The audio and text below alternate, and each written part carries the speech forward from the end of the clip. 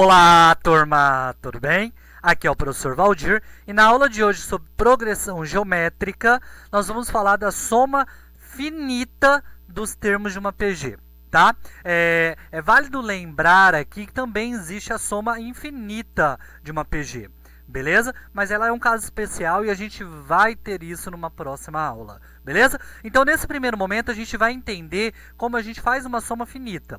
E aqui tem que ficar claro que quando essa soma for finita e a nossa razão for 1, não tem o porquê a gente ter uma fórmula, né? Eu vou explicar para vocês o porquê que não tem. Por exemplo, nós temos 4 termos e todos os termos são 7, uma PG constante, né?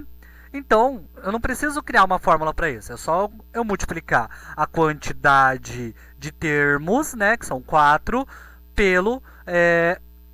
por 7, né? Então, 4 vezes o 7, 28. Por quê? Porque os termos são 7 e eu tenho 4 deles, beleza? Então, a gente vai retirar esse caso para a gente definir a fórmula da soma de uma PG finita, beleza? Então, vamos lá, pessoal. A soma dos n primeiros termos de uma progressão geométrica, né, de uma PG. Então, a gente tem o seguinte, dada uma PG A1, A2, A3 até o AN, ó, finita, tem um fim, termina no AN, nosso enésimo termo, beleza? Que a razão seja diferente de 1, podemos calcular a soma de seus termos tendo apenas o primeiro termo e a razão da PG. O que a gente vai definir aqui?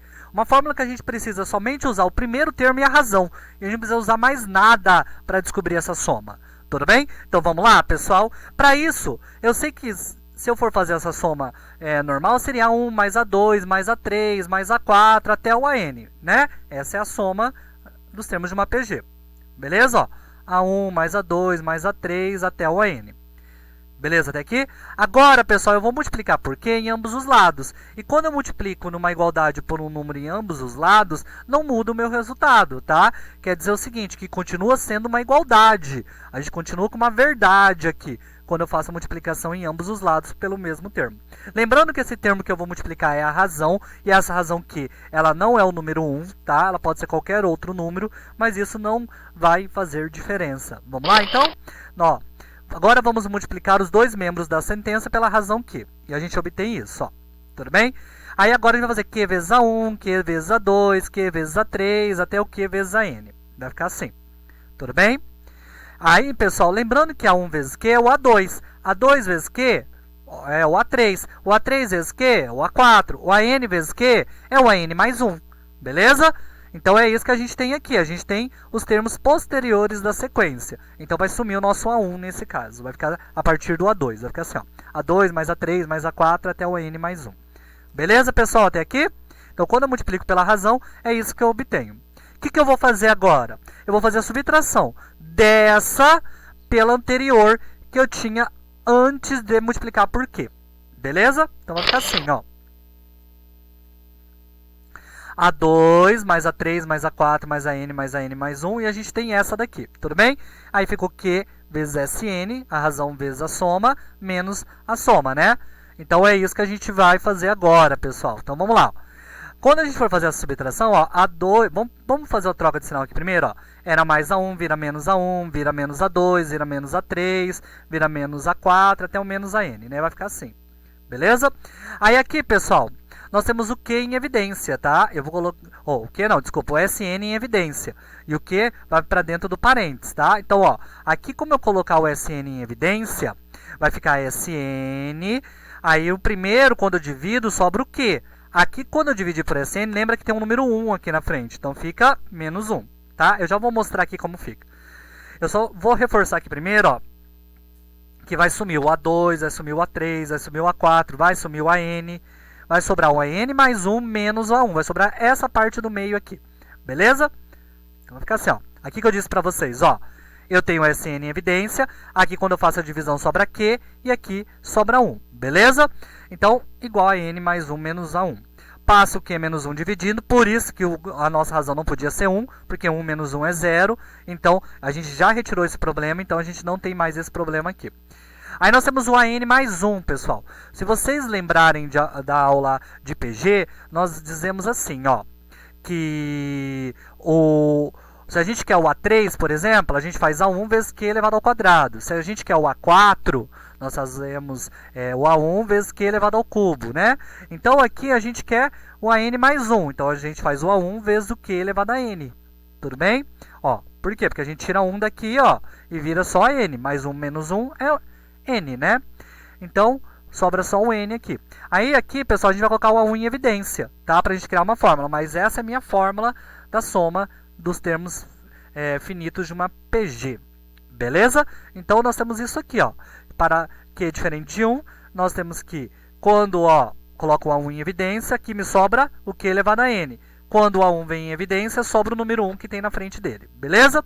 Que tem aqui antes dele, né? 1 vezes A1.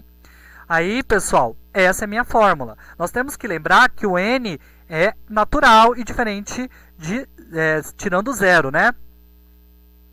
Beleza? Porque a gente começa o primeiro termo com um termo, pelo menos, né? A soma. Beleza? Então tá, vamos para um exemplo, pessoal? Então, nosso exemplo é o seguinte. Calcular a soma dos 7 primeiros termos dessa PG. Olha que interessante, eu não preciso saber quem é o sétimo.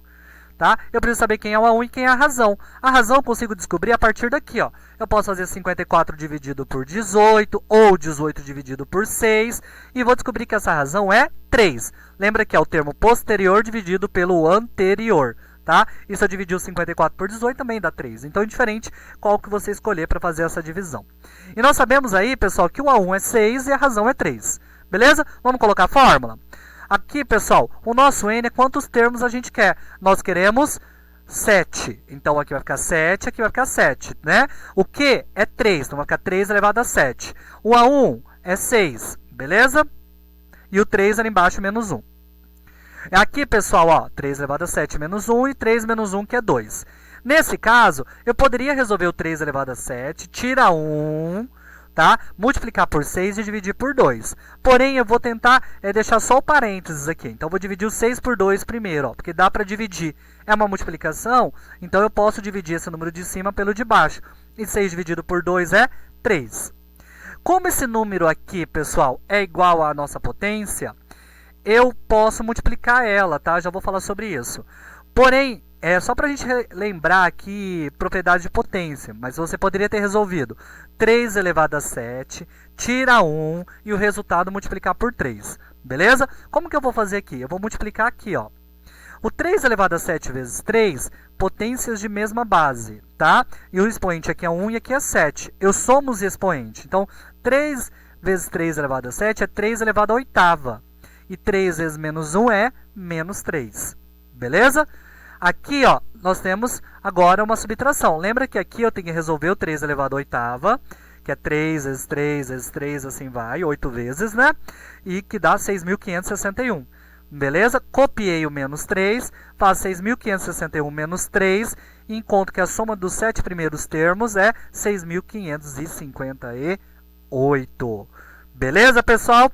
Espero que tenha ficado claro e até uma próxima aula.